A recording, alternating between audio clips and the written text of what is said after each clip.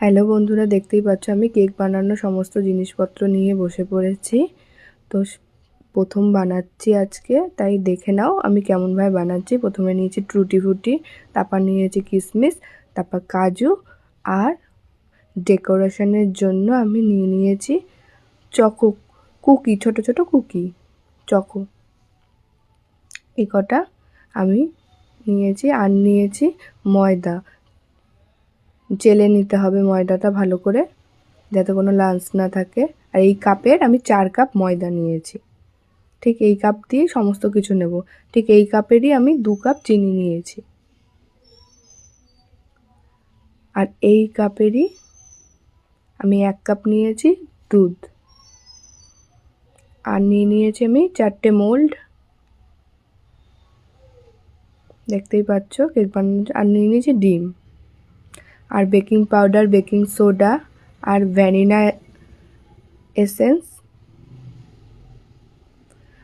আর আমি কাজু আর কিশমিশটা কেটে নিয়েছি। একটা কড়াই বসিয়ে দিয়েছি গরম করতে। ঠিক গরম হয়ে গেছে, দিয়ে দিয়েছি ওই চিনিটা, 2 কাপ মতো চিনি দিয়ে এবার ভালো করে নাড়তে হবে। ভালো করে দেখো নাড়ছি, দেখো আস্তে আস্তে গলে যাচ্ছে চিনিটা।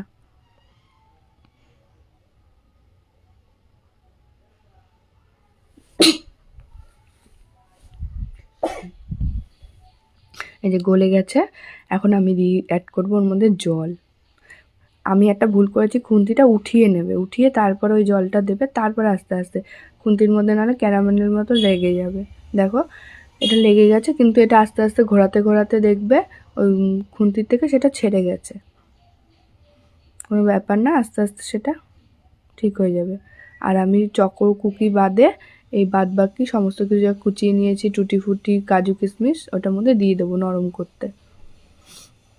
দেখতেই পাচ্ছ, একটু নাড়িয়ে নেব যাতে তাড়াতাড়ি গলে যায়।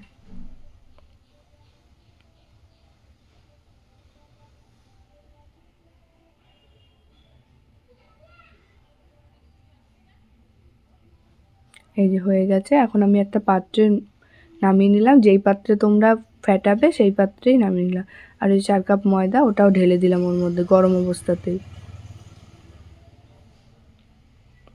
আর দিয়ে দেব আধা চামচ বেকিং সোডা, আর দিয়ে দেবো 1 চামচ বেকিং পাউডার দিয়ে দিয়েছি। আর দিয়ে দিলাম ওই দুধটা, 1 কাপ দুধ। আর দিয়ে দিলাম গুড়।